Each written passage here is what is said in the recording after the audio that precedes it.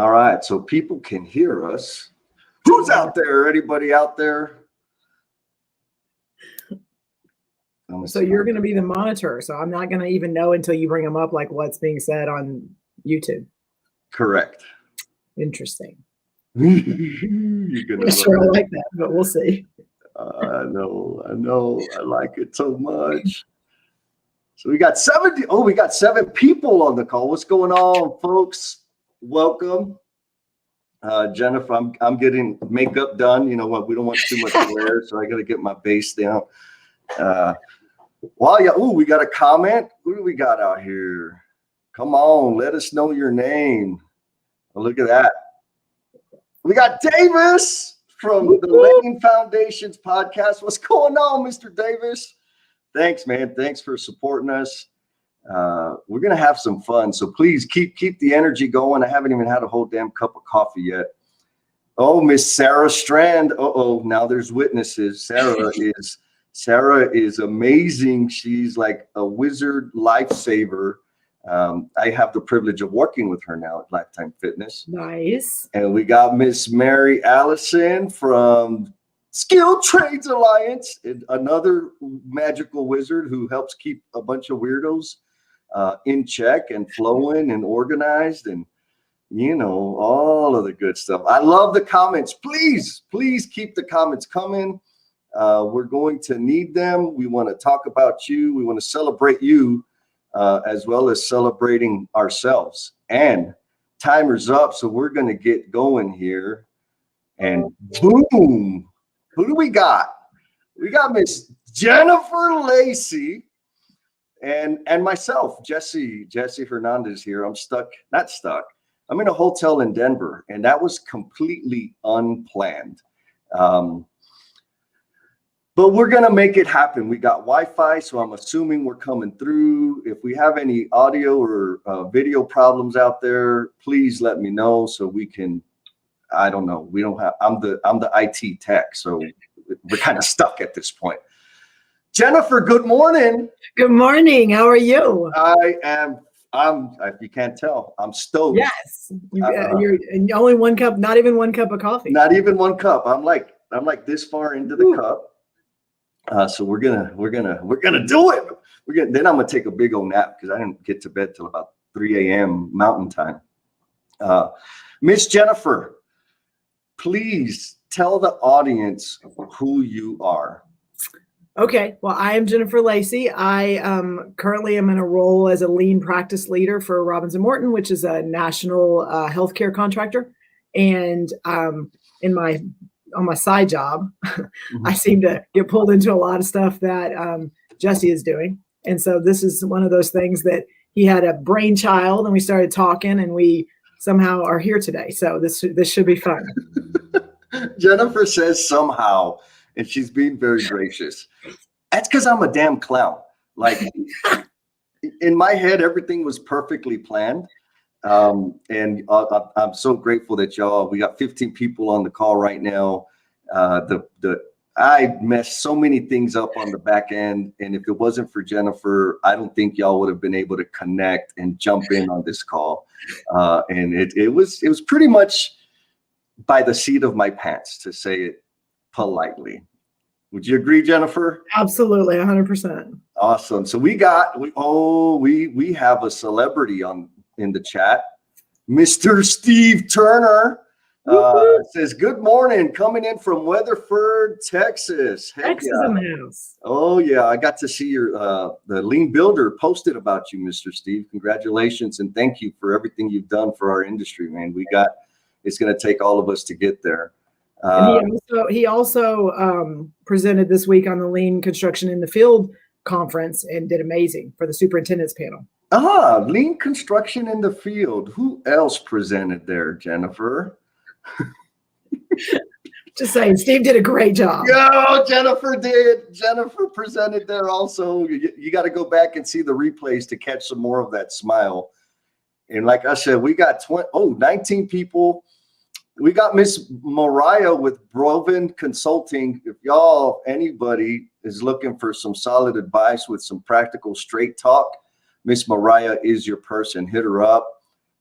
We got Daniel Martinez. What's up, Daniel, man? Thank you for joining.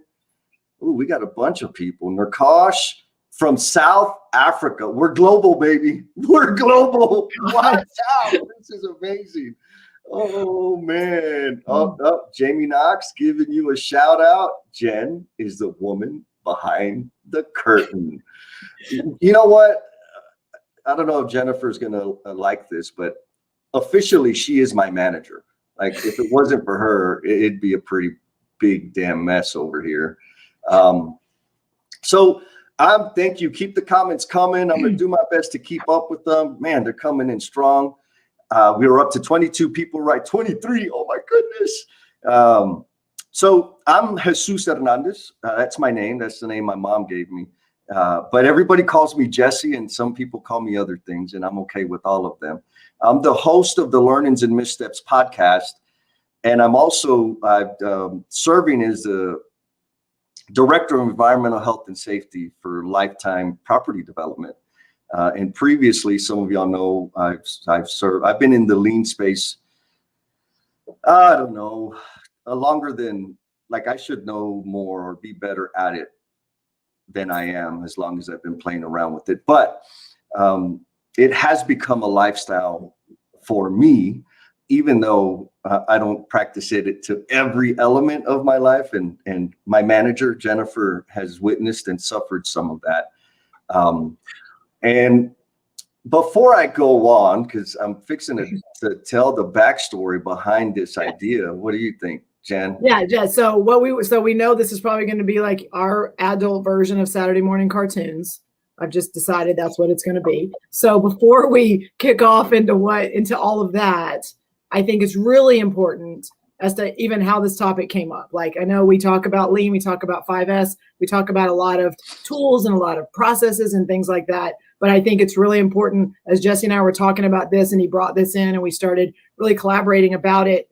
There's just so much and so much we can dig into when it comes to 5S with personal relationships. But like, where did it come from, Jesse? How did we even get to that topic of conversation? I think it's really important to kind of lay that foundation. Okay. And I'm going to deflect because I want to do some shout outs for people. Another celebrity, Brian Winningham, coming in from the Deuce Dive, San Antonio, baby. What's up, Brian? Thank you, brother, for getting up early and joining us. And here we have another amazing human being, ultra runner Steve with Bring Back the Trades, who spends, if he's not running 20 miles a day, he's out there being a champion for trades, for building scholarships. So y'all hit him up. He's on LinkedIn. He's on what's the other one? Instagram, like all the stuff. Follow him, support him. You get some of his gear. He's got some pretty sweet swag, and it's all about supporting people entering and building their careers in the trades. Steve Turner again. See, Jen, like, you're not going to be able to hide. You're amazing. She did a wonderful job at the conference. Oh, and my pocket friend, Miss Angel Lavecchio, the Curious Idealist.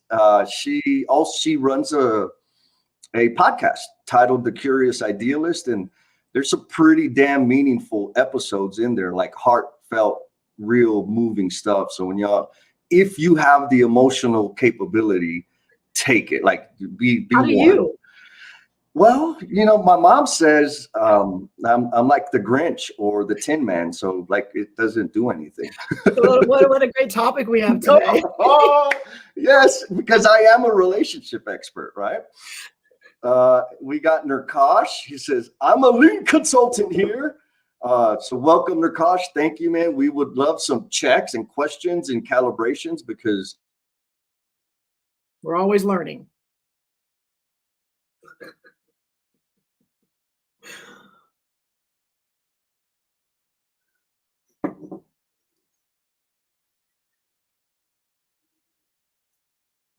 Somehow I knew this was going to happen. Jesse does not steer well. Jesse, are you there?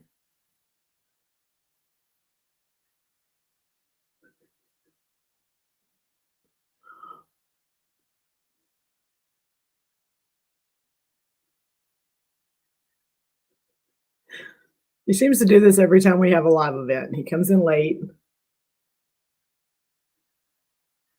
He's kind of steering, so I'm going to give him a little bit to hopefully get reconnected.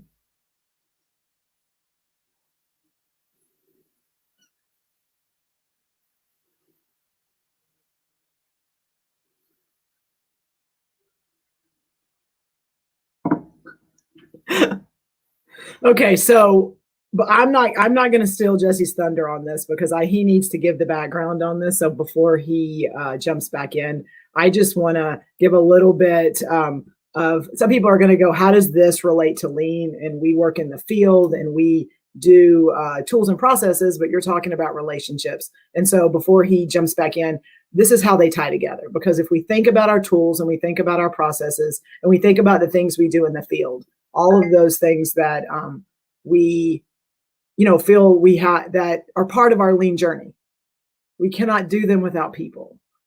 And so when we think about people, when we think about people on the job site, when we go home at night, the people that are there, our families, when we get together, it's all about relationships.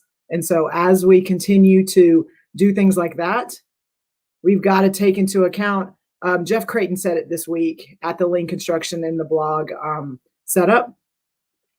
I'm saying it because I'm reading these things. Oh, there you go. You are killing me. My goodness. That was planned. How y'all like my practical joke? Let me finish my thought because you have interrupted me because I was, on a roll. So Jeff Creighton said it this week at the Lean Construction in the Field conference. He said in his presentation, and I thought it was solid, lean is a lifestyle. And when you think about it from that perspective, it's not just you to put on your hard hat, you put on your vest, you walk through the gate, and then I'm going to start doing lean. And I'm going to start doing tools and processes. And I'm going to start thinking about things from a waste standpoint and stuff like that. If it's a lifestyle, then we don't have to put on the lean hat and then take it off when we walk off the job site. And so I think today is one of those prime examples of how a lot of the tools and a lot of the philosophies and things that have to do with lean are things that we can apply every day in our lives. So, okay, Jesse, now you can have it. Oh, man. See, now y'all know why she is my manager. I am on hotel Wi-Fi, and it kicked me out. Jen, and if you can't see the banner down there, it says Jen is sensational because she is. All of y'all, thank you for the communication. Jamie's keep it going. Adam says, you're a total professional. Keep it up. We got Mr. David B. from Richmond, Virginia. Welcome, David. And we got him coming in. And so let's get to it, right? Because Miss Mary Allison said, Jesse, stop flapping your gums and tell us about 5S. So we're going to go there. I'm going to zoom in a little bit so you can get some of that energetic smile from Miss Jen. And I'm going to give you the background and we'll jump into the agenda for the rest of the conversation. So the body of work that we're going to be having this discussion around came from a very important person in my life who I've known since we grew up, and we had a romantic relationship together. And things got rocky. And we were on the end of the relationship, and she, because she's amazing, right? She says, maybe I just need to, she was attempting to speak my language because, I'm funky.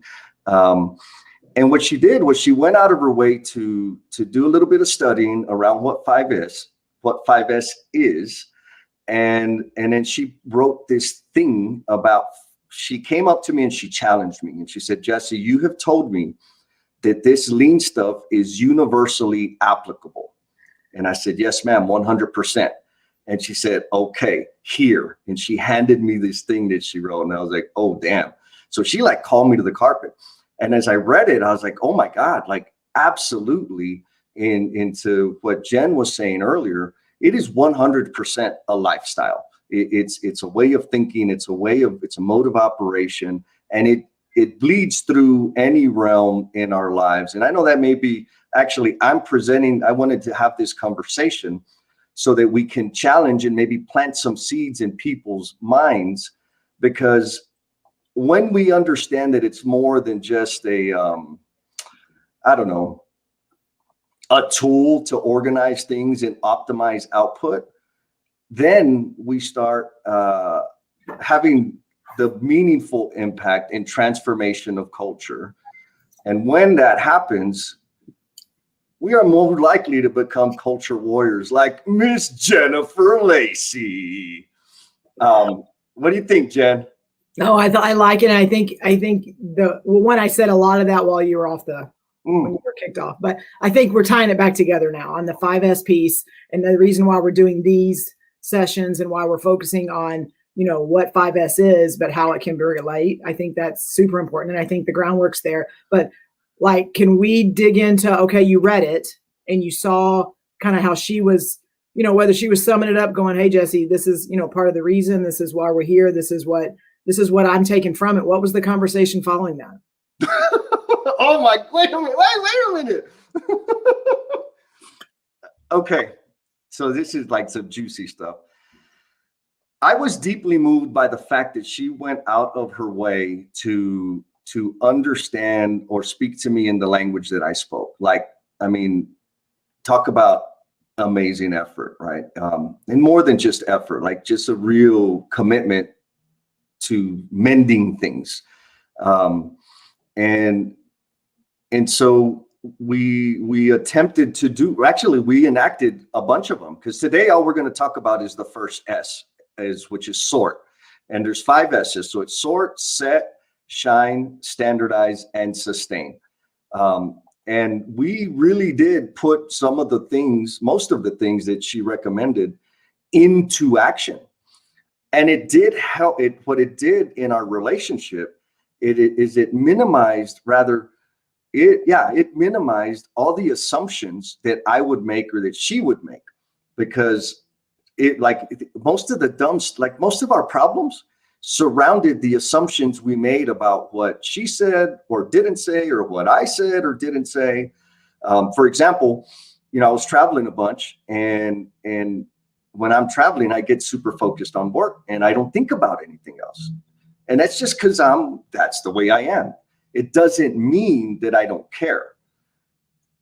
Now, there's probably a bunch of folks out there that are like, yeah, whatever, fool. Like, that's just not cool. But I get it. Like, I understand that that's abnormal. But when we started, we bought this cool little magnet and put it on the fridge so that we can say, okay, when are you traveling? When are you leaving? When are you going to be here? And then we could arrange things in such a way that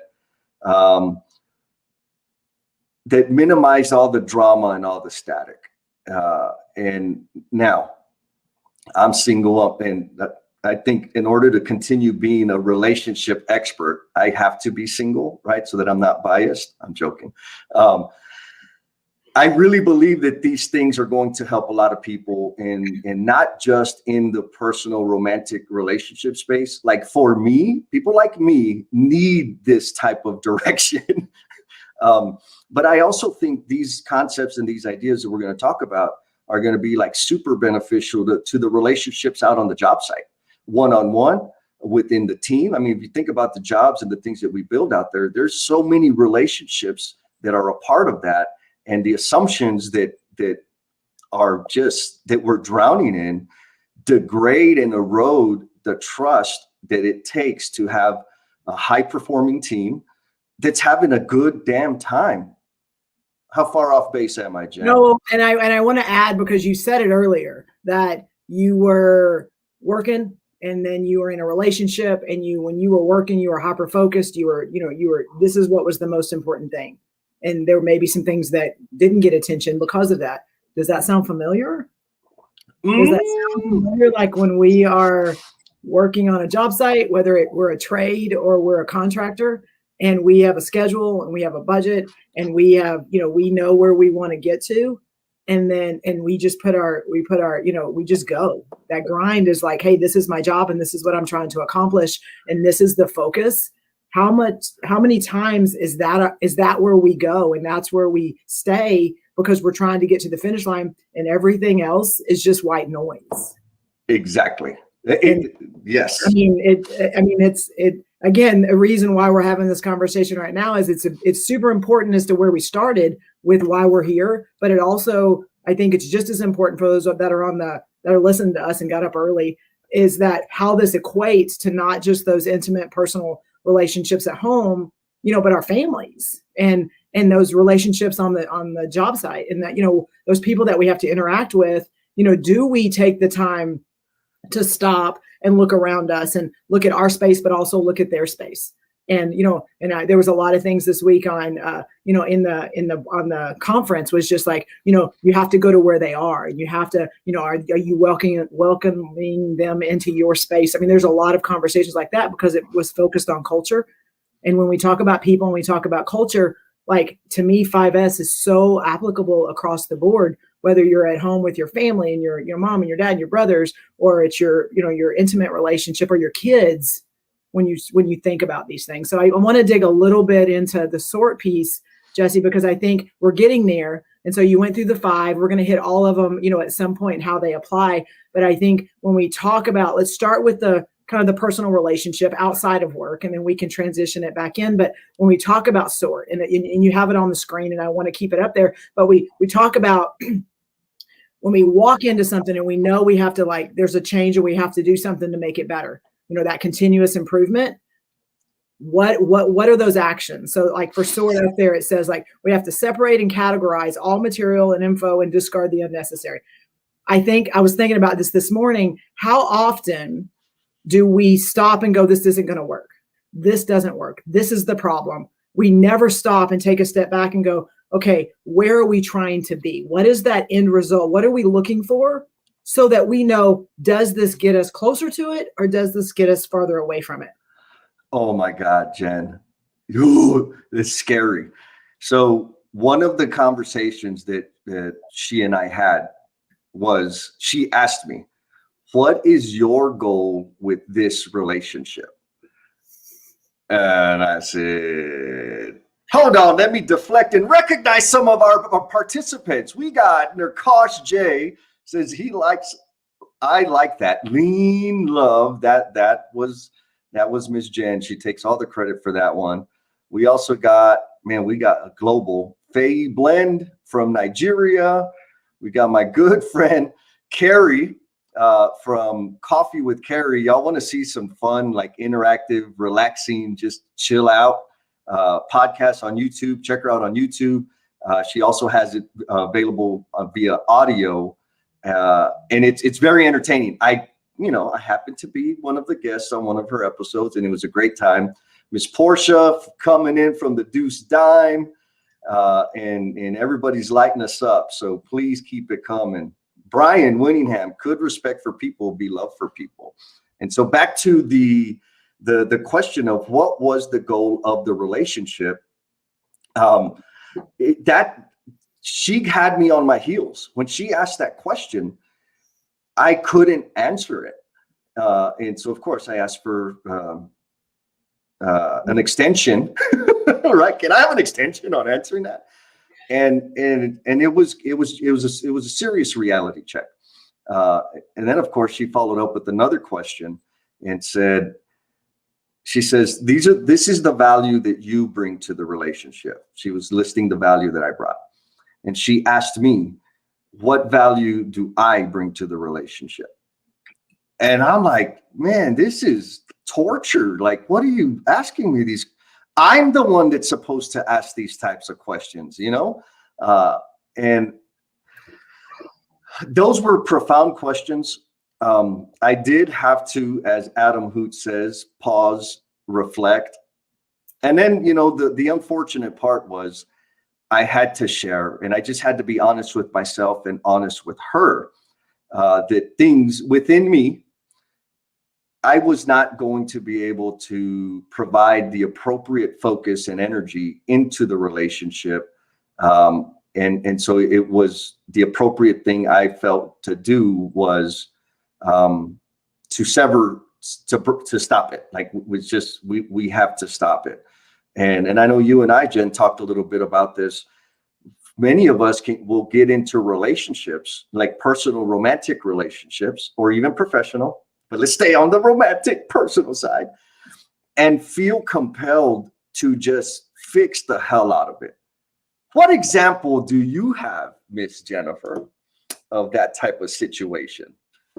Well, I'm gonna deflect just a little bit, just because I want to go, because I think you just segued into the next section that we have up here on the screen, is just discuss what works and what doesn't work, and get rid of what doesn't and do more of what does. And sometimes the get rid of what doesn't is yourself. And so again, I think you and I've talked about this is, one is the conversation. If you said that was the very uncomfortable, that was something that it wasn't sitting right, because you had to kind of confront some of those things that, like what does Adam say? Get comfortable with the uncomfortable. I think you have to embrace that is what you're going to have to do.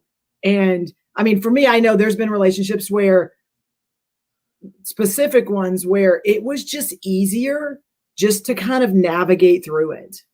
Because when you end a relationship, whether it's a short-term relationship, or a long-term one, then you got to make change, and you got to do something different. And then whether you're okay with being alone or you need to have someone with you, change is hard. And, when we talk about change and we talk about embracing it, and we know that change is going to happen, continuous improvement is like what runs through our veins. And so in our minds, like, we're in that mode all the time, but somehow when we get into those relationship type situations, so, we stop and we think we just got to keep hammering through it. We got to keep going, and somehow it's going to change in the end. And that's crazy. It's crazy that at some point we know if there's an issue, we can tackle it from work perspective. But on the personal, it's like, oh, we don't want to mess with this. We don't want to cause chaos. We don't want to disrupt. We don't want to create hurdles and roadblocks. Oh, what does that sound like? And so, I mean, it's almost like we feel like we're going to create them, where we've spent so much time at the job site overcoming constraints, overcoming roadblocks that we don't have control over that happen, that in our personal relationships, we decide we don't want to create them. We don't want to put them there that then we have to tackle, because we may have to own some things that we don't want to own, because then it becomes we're the problem. Ownership, right? Yes. Introspection, and really examining what is my contribution to the problem. We know in the job, even on our job sites, no one goes, oh, that one's mine. That one's mine. I got that one. That one. I mean, no one does that, even when you're standing in front of the constraint board and you're talking about the things that are going to impact handoffs from one trade to another. Someone doesn't just jump up and go, let me have that one. I got it. There's like, oh gosh, okay, here's the issue. Here's what we did. Here's what we need you to do. How can we do that? I mean, like, those are the conversations. Nobody's jumping up and down, excited and crazy that they're the problem. Yes. And our wise friends from the Lane Foundation's podcast points out that relationships define your ability to influence. And that is out in the professional space just as much as it is within the heart. Absolutely. And by the way, did anybody notice Jen's amazing shirt? She's got the heart, she's got the red, like totally matching. She took the pie. She didn't allow me to wear my fishnet shirt today, and that's just because I'm in Denver. Otherwise, I'd have been wearing it. Yeah. I get the shirt win today. You get the shirt win today. And so that takes us to the 3 points we're going to dive in deeper. And for everybody out there, this episode is going to be about the first S, which is sort. And when we talk about sorting, we're talking about separating and categorizing all the material and info and discard the stuff that is unnecessary. Like, fundamentally, that's the principle that you were talking about applying in your personal space and in your professional space. And so the interpretation, as it was for the relationship that I ruined, it was like, let's discuss what works and what doesn't, get rid of what doesn't work, and do more of what does. And so there were 3 points in there. Okay, stop, because you said it earlier, but I want to make the point before you dive into the 3 points. So you see the guy, he's stacking things up. So when we talk about sort, we talk about in relationships, we have to identify what are those things in the relationship. What is our goal? Jesse said, what is our goal? Do we have the end goal? Do we have, hey, here's what we want, here's what we need, here's what it's going to take. So but also when we're looking at going into relationships, because I was thinking about this as well, when you're looking for someone, to start a relationship with? Do you just go in and say, oh, that person's not going to work? Oh, yeah, I'm not sure that. Is that your mentality? Or are you going in saying, here's what I need. Okay, this person can fill it, or this person cannot fill it.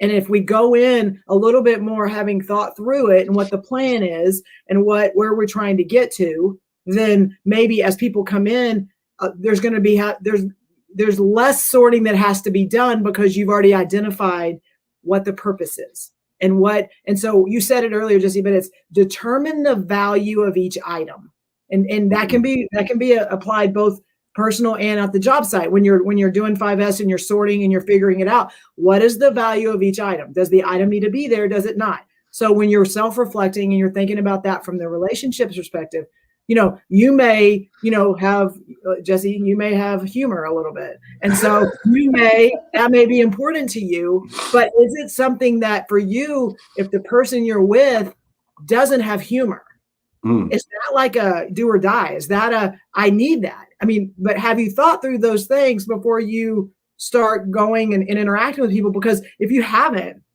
you're then going into it with a hope and a dream, but you're setting yourself up for failure early because you already know what's important to you. And it's so easy for us, I think, sometimes to know these things are important, but we don't live by them and we don't stick to them. And then things happen, maybe, I'm not sure in your relationship, but things happen because we didn't stop and do that kind of, here's what I need, but also what do I bring? And then you're able to have those conversations earlier before you get into something that then will take, time off your life. And then you have to go and start all over again. So beautiful. Well said. And thank you again for the reminder that I messed it up. No, I'm joking. So we got everybody out there. We got 26 people still on the call. Please, questions, comments, more jokes, because I need some humor over here because Jen is putting the heat on. Like I'm feeling it all the way up here in Denver. Miss Jamie, thank you. No fishnets before noon. Okay. Thank you, Jamie. I won't be wearing the fishnet next time. But Mary Allison asked us a pretty solid question here. How much does the communication style differences between men and women clutter the conversation and relationships? And how does that cause a roadblock in the effort to bring more women to the field? Oh my goodness. Now we're talking. Yeah. So thank you, Mary Allison, very much, because sometimes Jesse keeps talking, but thank you so much for bringing that. I want to start it, Jesse. And then I think from your perspective, I think it's important. I just got through having a conversation yesterday that really resonates with this. So the question is, how much does the communication style, the differences between men and women clutter the conversation and relationships? So I was in a conversation with a woman in our space, and I could tell based on just our industry and what she has dealt with, that she comes into every interaction very big and very broad and very, I got this, I'm good, I can handle myself. And, but she comes in with this command, which is great, except she applies it to everybody because she wants to make sure that she is showing her worth. That I can handle this. I can stick in this environment. I can handle myself. I can be a leader. And what I've seen is because of that, a lot of people, women specifically, are like, why does she have to come at me like that? Like we're on the same page. We're doing this, but because of the space, the communication piece, she has had to be a little bigger and bolder than maybe other people in the space. And so I think sometimes it's great when we are given those positions or those situations to where we can take ownership of them. But I also think we have to be super careful that there's a lot of people in the space that we work in. And so when you come in and you want to make sure that I hate that we feel like we have to show our worth because that's just kind of a default. And that Jesse knows I sometimes struggle with that on, I want to show my credibility and my validity. And I want to show, and I think we get caught up in that sometimes, and we have to stop and realize in that space, what value do we bring? And sometimes it's not that big, bold. We have to come in and we have to be commanding and we have to be able to show that I can hang with the guys and I can do this, whatever. Sometimes that's not what's needed because we have enough of that in the industry already. But sometimes what value we bring is bridging the gap between that and maybe where the disconnect is. And so we have to stop and look at that, look at those gaps and what value are we bringing and how can we help that? And sometimes it's not to be just like those other people that are, that have maybe traditionally had that command and control and really have run things. But I think our value, we've got to look at it differently. Agreed. Oh man, I think I want to recognize and deflect again. Miss Wally from Houston, what's going on, Wally? She's super awesome. Miss Wally, you've been avoiding my calls. We do need to talk. Thomas LeMay, who was also another lean maniac, says knowing what to do and actually taking measurable action. Well said, Jen. And then Steve Turner, yes, yes. When a new trade hits the job site, the dating begins, baby. And guess what? The first few days, it's a honeymoon phase, right? After a while, the makeup comes off, the beer gut starts hanging out, and the reality sets in. But yes, it's absolutely, that's the dynamic that we deal with. But back to the question Miss Mary Allison posed, my answer is this. There is a problem. There are gaps.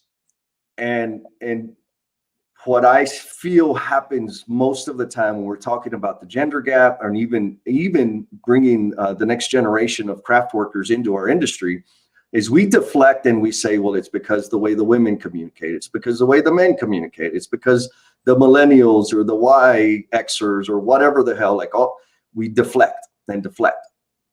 Where I think we need to be is where the leaders take ownership for their responsibility, for their contribution to the problem. And what's the contribution? The contribution is we need to have more compassion and grace with the people that are coming in. The dynamic that you explained of this woman feeling like she has to assert herself, or the conversations you and I have had about having to show your worth. That is because all the dudes are being a bunch of dummies, right? I heard this in a conversation the other day because it was somebody said it's a male dominated industry. And she said, no, it's not dominated. It's just populated. And I said, yes, girl, preach. And so because of the way things are, most of the leaders, people in these higher roles are men. There's no excuse for that. We have a long way to go. Leaders need to get off their ass and do something about it. And in that situation, we got to stop doing this. Well, when I'm interacting with women, this is how they talk and this is how I should talk. Every damn person, period, is funky. And to steal one of your phrases, no size fits all. Did I get it right? One size fits none. One size fits none coming up at LCI Congress. Because if you didn't know, Jennifer is a celebrity in the construction space, national and now global Jennifer. And I think everybody out there knows it. So please help me help Jennifer start embracing that. Mary Allison says, amazing answer, Jen. Well done. We have some questions about, are we talking about sorting people here? How do we apply sort to an existing relationship? So Adam, thank you for that. Man, we got all this stuff. We got another celebrity. Watch out. Boom! Keon Zandy on the call. He says to Steve Turner, the foremen are not always the best looking dates. Keon, that's because you never had me on your job, brother. Watch out, boy. So let's jump into this first point. Well, here. Are you going to answer one? I'm going to answer Adam's question, right? Okay. Are we talking about sorting people here, and how do we apply sort to an existing relationship? So that's going to take us directly to this point, right? And let me get Adam out of the way. The first point is discard any jealousy or distrust. And so I'm going to say this, that the easy button is to get rid of the person, right? It's always so easy to go ahead and say, well, it's Jennifer's fault. Let's get rid of her. Let's end the thing. And that's what I was doing in that relationship, the thing that motivated this whole deal. I was just, okay, this is tough. Like, we're just not going to work. Let's just call it quits. And she said, no, fool, like there's other stuff in here. And so we were talking about discard, jealousy, and distrust. And in the situation that we were in, I was traveling a whole bunch. And like I mentioned, I don't always, like in my brain, if I go to work, I'm going to work. And if I'm traveling, that in my brain, for whatever reason, that means as soon as I get to the airport, I'm working until I get back. And so if I don't answer a phone call or send a text or make a phone call, it's because I'm working. But the rest of the world does not think that way. So, and what that was doing though, is it was triggering some feelings within her, signaling that there may be cause to distrust or cause for jealousy because maybe there was another person. But I think really, actually, as I'm saying it, I'm like, oh, wait a minute. She probably did have cause to be jealous because I was placing my job ahead of the relationship and ahead of her.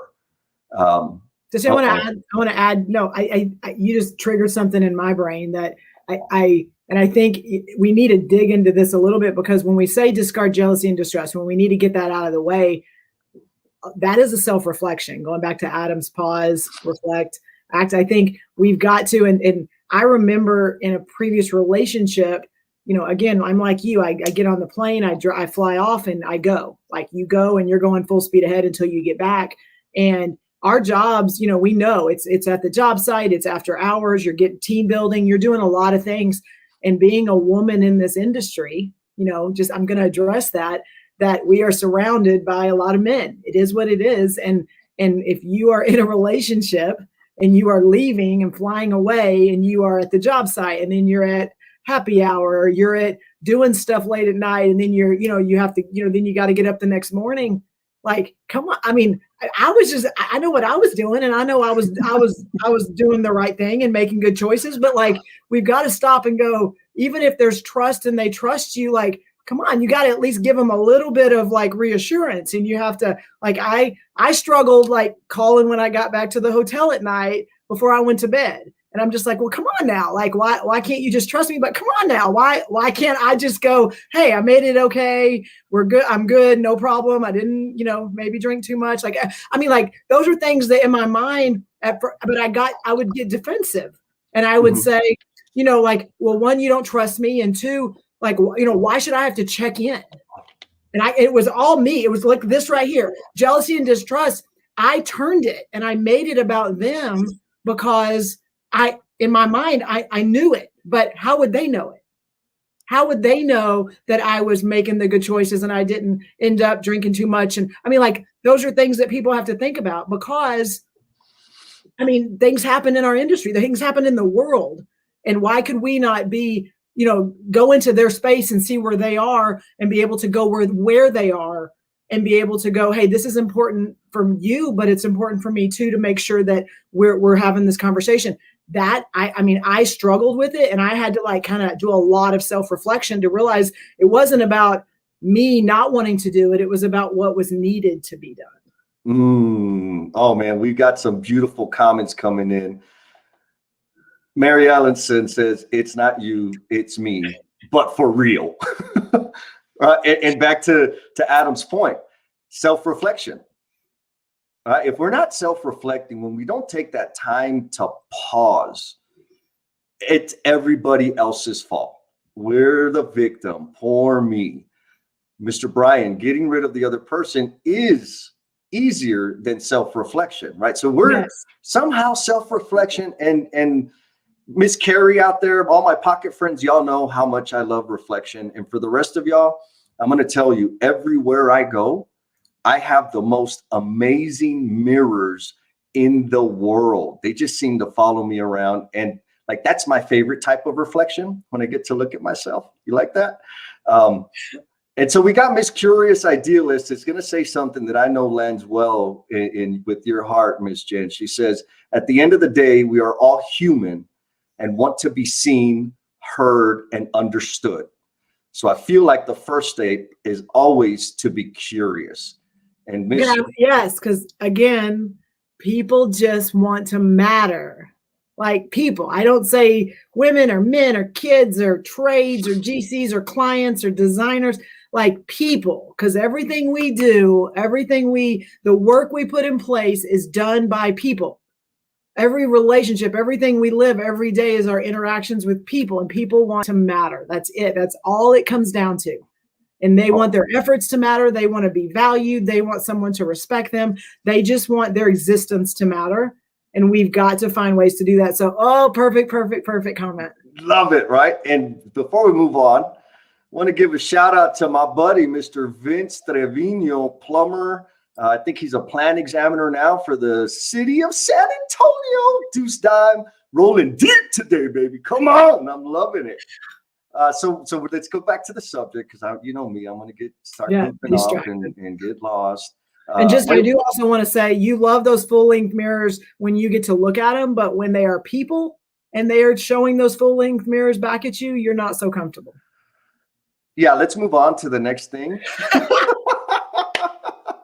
Nirkash says self-reflection and what was needed to be done is a shift in mindset. 100% agreed. Thank you for adding value to this conversation, Nirkash. So, we were talking about sorting the jealousy and or discarding jealousy and distrust, and we touched a little bit on the relationship side, like the personal stuff. What example do you have, Jen, in terms of jealousy and distrust in the professional space or on a job site? Oh, yeah. So let's start with, let me think. Maybe how we start our days with our daily huddles. Ooh. Maybe as we're standing in front of those boards and we're talking about what the plan is, whether it's the beginning of the week, or we go up and we talk about what was accomplished and maybe what wasn't accomplished and what happened. So multiple things there. One, are they in a place where they can share those things and they realize that it's not weaponized against them, that someone's not going to come and attack? Do they trust versus distrust? Mm-hmm. And then also the interaction between our trades at those daily huddles. Do we see when someone says this wasn't done, someone doesn't jump right in and go, no, it's because you didn't do how the conversations, the communication, kind of important for relationships, how that happens at those daily stand-up meetings, I think is a huge, that's when I go and I'm able to visit our jobs. It doesn't matter if I go do anything else. If I walk the job, anything else, that my number one goal is to be a part of those daily stand-up meetings, because I can tell in 15 minutes the culture on the job, the relationships on the job, the way that people interact. I can see it in 15 minutes based on one meeting. Just the way people are interacting in the type of space that has been established. Yeah, agreed. And I'll give it to you from a plumber's perspective. The jealousy and distrust. I was always of the mindset that the damn general contractor, like they were brother-in-laws with every concrete pour and every sheetrock framer out there, because it just felt like all they did was cater to them. Now, it's kind of interesting that in all of those situations, you want to know how many daily huddles we had where we aligned our goals and our efforts into a common direction? 0, right? So back to the earlier conversation, we didn't have a clear direction. Somebody had it and assumed that everybody knew it. We didn't have a space to come and reflect. And we didn't have a situation or a leader that was focused on helping us develop the capability of self-reflection. We didn't have the space to sit back and become vulnerable, like Mr. Keon Zandy says. Thank you both for your vulnerability. I feel like placing work over relationships, family, etc., is far too common in our industry. You are absolutely right, Keon. And please, when you write, go ahead. No, go. Oh, so Keon, when you write your second book, because folks, if y'all didn't know, he is the co-author of The Lean Builder. Y'all need to check it out.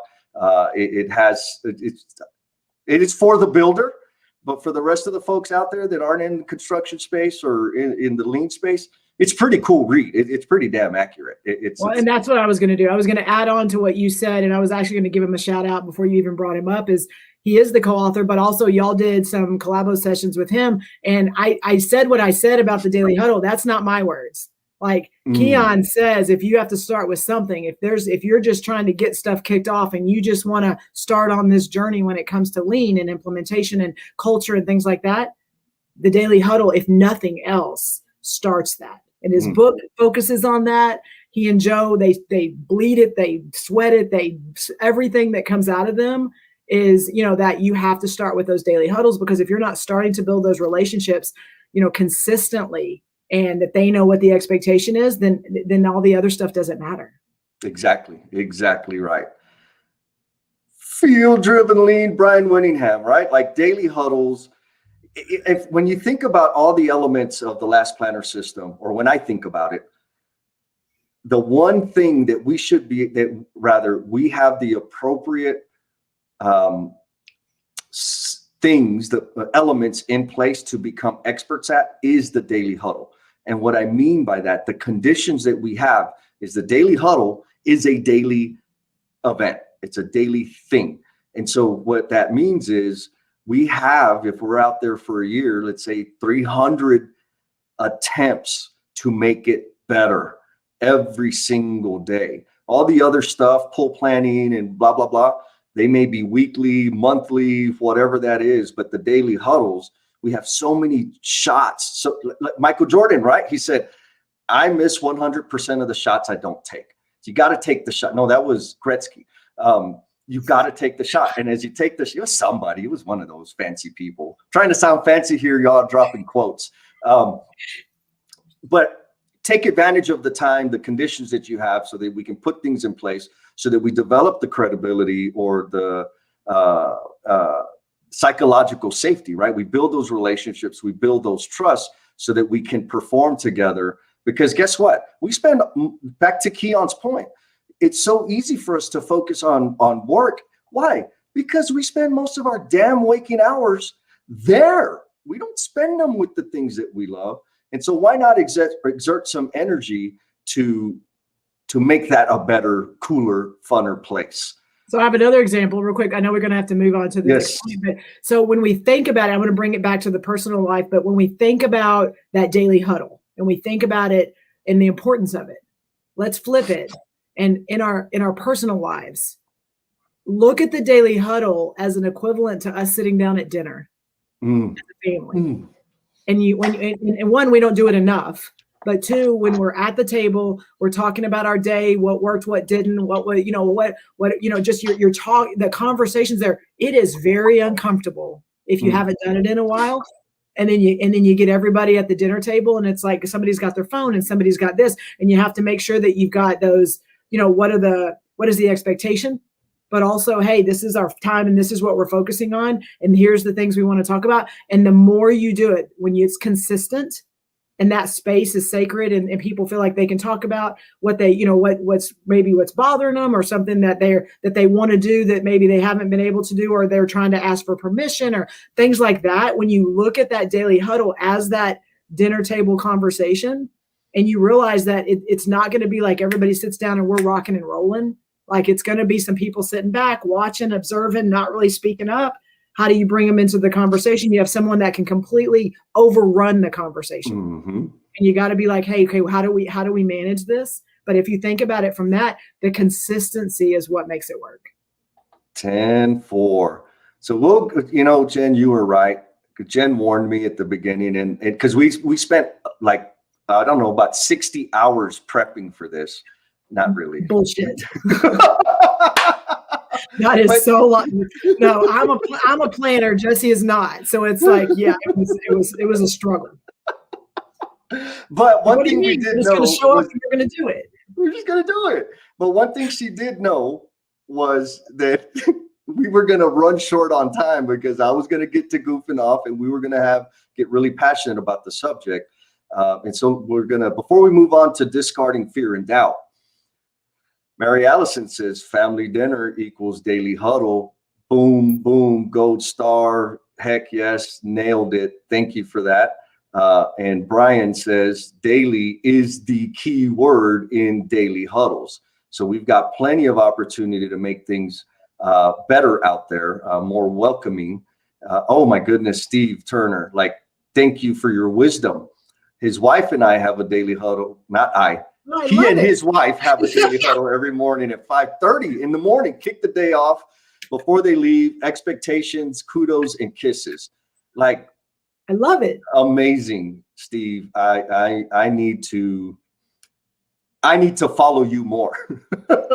I could learn a lot from you. Thank you for bringing that. And then one more celebrity, Mr. Felipe Engineer Rodriguez, jumps in and he says, "You both keeping it real, man." And Thomas says, "Uh-oh, watch out. Felipe is on the board." Okay, so we've got like 19 minutes. I'm going to stop. Well, I'm not going to stop, but Jennifer, I'm probably going to get a reprimand because I talk too much. Anyways, point number 2: discard fear and doubt. And so that kind of builds on top of the first point. And in our relationship, the situation was because I wasn't communicating. We didn't have a system where we could check in regularly to just, whatever. I was focused on me. I was only worried about me. And because of that, it triggered fear and doubt within that personal relationship. And then when I think about the workspace, again, when I go back to when I was out there, like in the field working, I remember when the superintendent would give me their Gantt chart P6 schedule that's like super small, I couldn't read. I had no trust of it whatsoever. And then when we transitioned to this pool planning, collaborative planning thing, I remember that same superintendent would give me those copies and say, "Here's your schedule, you better hit it." And we'd scream and yell and throw hard hats at each other. And I would cuss every now and then. Can you believe that, Jen? Then he comes up to me and says, "Jesse, how long is it going to take you? And what needs to be done before you start?" I'm like, "What the hell? Who are you? Like, last week we wanted to kill each other. And now you want to know what I think? And you're calling me by my name?" Like, I had this much fear, this much doubt, zero trust, because that space had not been established. So those are my examples of fear, or the fear and doubt. And it took time, to your point earlier, Jen. It took iteration. Felipe, shout out to Felipe. He likes that iteration word because it has something to do with the scrum-malicious thinking. Before we could actually have that trust and recalibrate our relationship and expectations of each other. So, Jen, what are your thoughts on that? Well, I want to add, and Adam's going to need to add it into the chat because I'm not going to get the name right, but Adam recommended a book a leadership book, and it addresses a lot of this. And so, Adam, it's one with in the box and outside of the box. So if you put that in the chat so people can see. So I think what I want to make sure that we address on this one, when we say discard fear and doubt, it doesn't just involve us, because we have our own perception. And if we're inside this box of what we think and what we feel, we are not taking into consideration anything outside of that box. And so I think it's super important that when we talk about discarding fear and doubt, it's not, "Ooh, you're gone and you suck and you're gone." Like, that's not what we mean when we talk about that in the context of a relationship. We talk about that in a way of, if we're going to discard fear and doubt, that takes 2 people at least. So we can't just discard something. The fear's gone, the doubt's gone, now let's move on. It's going to take at least 2 people. And sometimes it's going to take more than 2 people to create that psychological safety, that environment where people feel safe to be able to have conversations and not, you can be uncomfortable, but you shouldn't be scared. And I think that's super important. There you go. Thank you, Adam. And so, again, great book, but it talks about being in the box. And when you're in the box, what your perception is of everyone outside the box. And when you have that perception, every decision you make is based on what you think, not at all looking at it from someone else's point of view. And it's just so super important to realize that we can't make those decisions by ourselves. Yes. And it's funny because we have this natural tendency to think that people's actions and behaviors are against us. And really, we're the last damn thing on their mind. Right. I mean, except for maybe me, right? Like everybody is thinking about me. Good or bad. Good or bad. Hey, attention's attention, sister. Like, give it to me. I know if they're talking smack, as long as they're talking about me, I'm happy. But it really did take that thought that not everybody is doing something against you. They're most likely doing something for themselves. When I started wrestling with that idea, I was like, oh my God, like, well, first of all, the world doesn't revolve around me. That's not great, but that's okay. But also, like, really, maybe they don't hate me as much as I think they hate me, right? Maybe it's just they're like human, like I am, and they want to matter like I want to matter. Oh, you like the way I brought that I do. in? You said it. I think to go along with that is we keep, and we've talked about it multiple times in our examples today, but a lot of times it's us, we're pushing or we're going and we're trying to do something to make something better. And we've got to stop. And part of that reflection is a lot of times if we put ourselves in the right place and we're a little vulnerable, we're a little transparent, we are a little bit maybe uncomfortable, a lot of the times, I'm not going to say 100%, that pulls people into our space. And when we do that, then we're both in a place where change can happen. Yes. But if we're out pushing and we're pushing and we're pushing, they're going to be defensive. They're going to be they're not going to be at a place where they're going to be receiving any kind of good or bad. Because we're coming at them, and they're just going to automatically put up this wall, and then there's nothing good going to happen from that. But if we can create that space where we have to step back, reflect, be vulnerable, be transparent, and realize that we're not perfect either. I know, Jesse, that's hard for you, but if we're not perfect either, and we pull them into our conversations and pull them into that we care about them and that what they're doing matters and that they matter, it creates this amazing space that it changes things. Yes, we got to meet them where they're at. Yes. And that is what this amazing human being that put this body of work together that we're having these discussions around, that's exactly what she said. She did. She was meeting me where I was at. Another important element or idea to keep in mind when we're working or going to deploy some of these things that we're talking about is give yourself room to fail. Some of the best wisdom he's ever received. Thanks again. Y'all need to check out the Laying Foundations podcast, because guess what? Celebrity Jennifer Lacy has been interviewed on that podcast. I believe you have too, right? Yeah. Okay. Yeah. But this is really more about you. And the curious idealist, Miss Angel from Tennessee, says it goes back to being curious. Seek to understand from another person's perspective. Like that takes some humility, it takes some open-mindedness, and has tremendous impact. So requires you to get outside of the box. Yes, back to leadership and self-deception. You've got to get out of the box, and you can't do that if you're just thinking about yourself, Jesse. I think that's what everybody's saying. Like, here he goes again, talking his damn face. That's why he surrounded you with the people he has, though, Jesse. Yes. Help you recognize that. Oh, I love it. And so that takes us to our third point, which is discard anger and resentment. And so back to kind of the daily huddle thing and everything that we started with is because those systems aren't in place, like Steve Turner's daily huddle with his wife, where it's kudos and kisses and expectations. Like, oh my God, when we don't do that kind of thing, there's disappointment. And then what comes after disappointment? Resentment and anger. Right. So this is kind of progressive thinking here. And we've got to do step one before we go to step two and so forth. But creating the system, there is still some damage and mending to be had.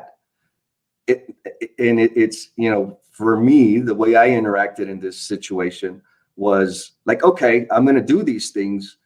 Why are you still hurt and upset about, like, I'm doing the damn thing? Like, what else do you want from me? Which is, maybe just a little bit selfish, or a lot of it selfish. And I had to take into account that I planted some seeds of anger and resentment. And so I had to give space for the healing to happen, in order for that, that little rub, that little squint, side-eye look that I was the cause of, right? It was my fault that was happening. And while she also took ownership for the fact that she needed to let it go. But it wasn't going to happen just because we made an agreement and said, okay, from now on, we're going to have a daily huddle, or from now on, we're going to communicate in these ways. There was still work to be done to get to this point. What are your thoughts, Jen? I agree. And I think it comes down to this piece specifically. We have to realize that a lot of this is not in our control. If we, again, whether you like it or not, we love our circle of influence. We love our circle of control, because those are the things that we can go, we can move, we can shake, we can do those things. There's a lot bigger area outside of that. That's outside of our control and outside of our influence. And if in this specific one, sometimes it's just going to take time. Yes. And you could still be in the relationship. You could be not in the relationship. I know when we started down this road, you reached out to say, hey, are you good with us sharing this, this story and what you provided? Obviously there's still a relationship there, because you were able to ask and get permission for us to kind of dig into this a little bit more. But sometimes it just takes time. And I mean, just even for my personal relationships, there's some that have ended really badly. And there was a lot of, not very nice words that were said as it was ending. But I know over time, that hopefully, when all that feeling and a lot of that stuff, anger and resentment, can go away, and, and the realness comes through, that you're able to still have a conversation. Sometimes you can't. I mean, sometimes there was too much hurt and too many things that happened, that it's just one of those things. But hopefully, that over time you realize, and time is the key there. Sometimes it's going to take time. It's not going to be today's goal is to discard anger and resentment. Let's go. It's just not, and you can't do that. And if that's your goal, you're probably going to end the day with more anger and resentment. I'm just going to say. It keeps going down that damn spiral. Yes. It keeps going. So you mentioned the word control, and Mr. Thomas LeMay taking ownership, right? He says, when I enter a due date or assign a commitment without even communicating with that person, I just put that person in the box. Yes. How many times does that happen? Like, you got to be done. Oh, because you said? Right. Or like me, Jen, you and I talked about the paradox of how thorough I am or am not in my planning and prep, and how much I value being early, which doesn't make sense. So I'd love to be early. Like, rather, I personally, like, if people are late, I understand ish. But for me to be late, I have a big problem with it. Like, it's not a good thing. So that was another contributor to the problem that some of the problems she and I had was, she was like showing up at 6:15 or 6:20 to a 6 o'clock dinner agreement was cool. And I think, like, it's dinner, like everybody's like, sweet, we'll just hang out at the bar. Not for me. For me, it's like, what the hell are we doing? Like, girl, it's 5:58. We ain't on the road. Like, it would freak me out. And so I had this expectation, right? I assigned a date to us, like I'll say it this way. I assigned a commitment to her that she did not agree to. We did not have a conversation about it. And finally, a little funny, she called me out. She's like, I don't know if you've seen Rain Man.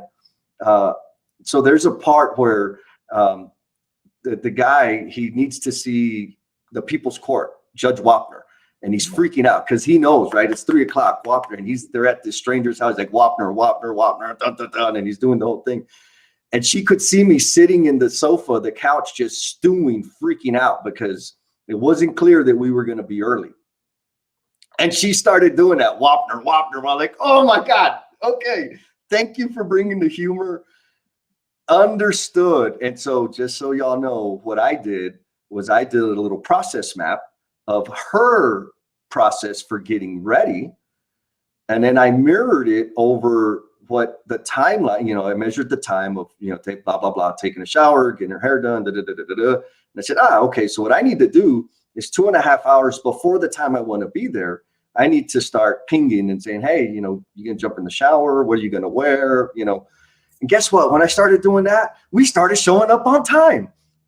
So again, it's some insight into how mechanical I can be with some things. Well, you can't rush. And I think that's, and I have an example, not so much on resentment and anger, but when it does take time and you do need to communicate, going back to the point I think that Thomas made, is the communication piece of that, and making sure that the communication. So you just talked through it in your example on the communication piece, and that it does take time, but you can't rush it. And my example is, again, and I think through this because I have two girls. One's learning math and she's really good at math. And so she is walking me through her division problem, and because she needs help because it's not jiving at the end. And she's walking me through. I'm like, oh no, because you forgot to. And she's like, no, Mom, I gotta walk. Let me talk you through the process. And then she's like this, and I brought this down, and here's this, and then she's literally walking me through it, and I'm like, my mind's being blown, but my brain automatically went to, well, you didn't subtract right at the very bottom, and that's why your remainder's not right. And she was like, no, let me, and she walked me through it, and as she was walking through it, she saw she didn't subtract right, and so it's like we go to fix something, yes, we automatically go to, here's the answer, here's what needs to happen, but that's ours.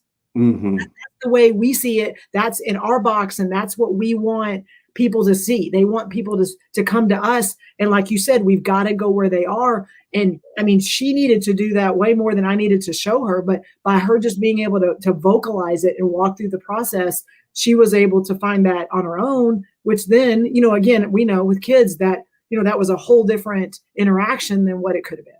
Yes. And that takes us to Mary Allison's point. What you just described, Jennifer, was your capability to develop capabilities. Watch out, baby. Thank you for that with Mary Allison. And that's a shameless plug for the presentation at the LCI conference coming up with Adam Hoots and Miss Mary Allison. Man, we're going to have all kinds of ballers up in Phoenix. It's going to be hotter than normal. What do you say? Yes, I agree. All right. So we're coming up on 5 minutes. I want to recognize Mr. Steve Turner because he is doing work that is near and dear to my heart, especially around the trades. And Steve shares, he's also working on not getting upset, working with people that aren't as passionate about bring back the trades as he is. And he's going to continue to take the help and not take it personally. And so beautiful. You're making the connection, Steve. And thank you for sharing your story with us, because it is that, right? Like, we think that people aren't committed to the things that I'm most passionate about because they're bad or they're against us. And it's just this, it's like the inverse of that is, guess what? I'm not committed to their crap either. So who's wrong? Nobody. Get outside the box. Yes, I want to go. No, bring it back up. I want to address that, and I'm going to give Keon another shout out, because Keon says this best, and I just repeat it, so it's not my original thing. But he says, we're not in the change business. It's not our job to go and change people. We're in the conversion business. Focus on converting people. That's bringing them in, allowing them to see things, and hopefully they have those moments, aha moments, or something that maybe is a little bit different. But we've got to stop going at and attacking and trying to be the hammer that's hitting all the nails, but really looking at how are we bringing them into our space and being able to let them see what's there, so that they can find those things that will resonate with them. And I think that's so important to understand. Yes, it's all about self-discovery, baby. Curious idealists dropping bombs on us. We got folks showing us some love, telling us thanks. Adam says thanks. Brian says thanks. We got 3 minutes left. So, of course, I have to start pedaling out the next show. And also I'm going to be shameless here and say, hello, Learnings and Missteps podcast. You need to check it out. I'd love it if you'd subscribe to the YouTube channel, share it with your people, take in some of the episodes, and give us feedback. Please, I deeply appreciate the time that you commit to taking in the ranting and my stuff, because I always kind of go off the rails. And also, you know, let us know how it's impacting you and your people. Miss Jen, do you have any closing thoughts? No, I'm going to give you props because somehow I could see this going off the rails 1,000 different directions, and somehow you kept us on here. So I'm again, you did like jump off the train, but somehow you like got dropped back on the train. So I appreciate that, but somehow you kept us on the rails. So I'm giving you full props for that. You've kind of done your little magic in the background. So great job, Jesse. And I appreciate everyone that again got up to watch these Saturday morning cartoons. Saturday morning cartoons. And the next session is going to be on Saturday, October 2nd at 8 a.m. Central. Please spread the word, share it with your friends here. I don't know what the time frame is, but it's going to take a minute for this thing to actually like upload to YouTube, and you can copy, share the link with your entire network. Like, please, and tell them, like, when you share it with your network, you got to say, you got to get some of Jen Lacy's smile and energy, because she's a damn celebrity that she does this. She's on every podcast. She's got an agent that's negotiating every conference that she's going to speak on. I just got lucky because she's my manager that I was able to secure this commitment to be with her. So we're going to be doing this 4 more times. The next Calabo session is going to be on set, which is the second S in the 5 S's. Jamie Knox says, fire, baby, bring in the fire. Faye Blend says, thanks for this episode. Oh, look, selfish. I'm going to be selfish. Thomas LeMay says, Felipe Engineer and Learnings and Missteps. We need another Calabo session. Oh my God, on the goal.